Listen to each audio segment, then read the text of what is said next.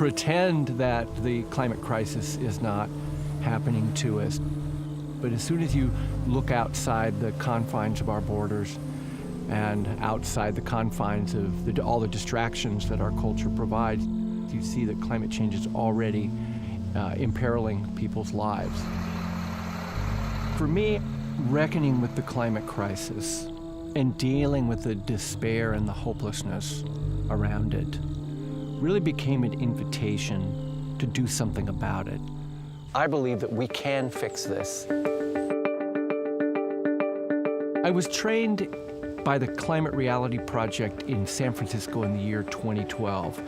And what was most startling to me was how good it felt to be in a room full of 1,000 people from, I think, almost 60 countries who were all on the same proverbial page of understanding the climate crisis is happening and pouring their lives, their hearts, and their soul into fixing it. Thank you very much.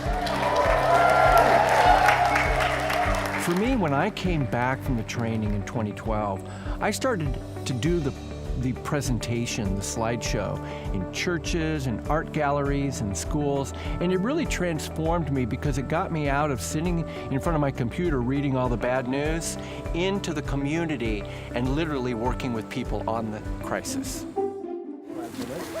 I got one! I am invited into schools to supplement the instruction, usually of the environmental science teacher, but I like to get into schools where I can start a project, some sort of conservation project, starting a garden, starting a recycling program, working on a zero waste cafeteria project. And that gets kids thinking in systems.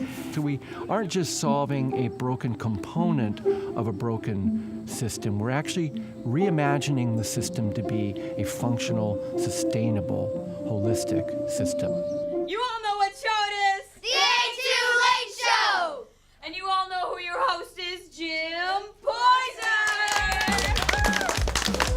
Hello and welcome to the world's first climate change game show! So I created the world's first climate change game show, The Ain't Too Late Show. Hottest year ever recorded globally. The climate change game show really addresses some contemporary news about climate change, but when I do the game show with kids, I also address some basic questions around climate science. Question number 3. How does climate change impact hurricanes? Charlotte's first. A makes them more frequent. Is it A? No. What's the answer? C! You're correct! It was A or C. I don't know that A is actually the incorrect answer. I know that C is absolutely correct.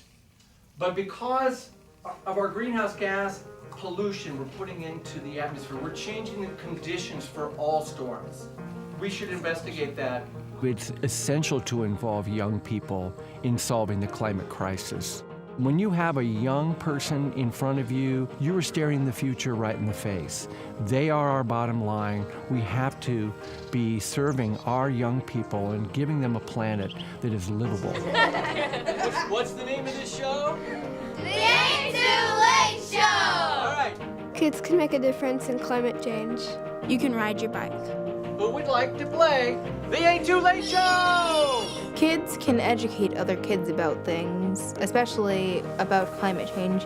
You can plant trees. According to a new study, how quickly are humans changing the climate? C. Is he right? I think people should buy food that is locally grown. At home, you should recycle whenever you can and use energy-efficient light bulbs like LED bulbs. Instead of throwing away food, you should start a compost pile. Pick one thing and love it. And go for it. Thank you all for playing The Ain't Too Late Show, and to blow the wings out, let's get up and do The Ain't Too Late Show dance!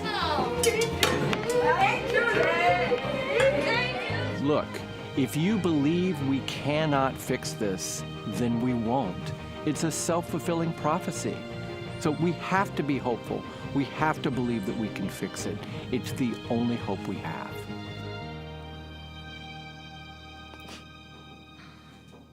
That's good. Yeah. Yeah. That's right. Yeah. Thank you, Charlotte. That's all I got. Good job. Give it up for Charlotte. Please.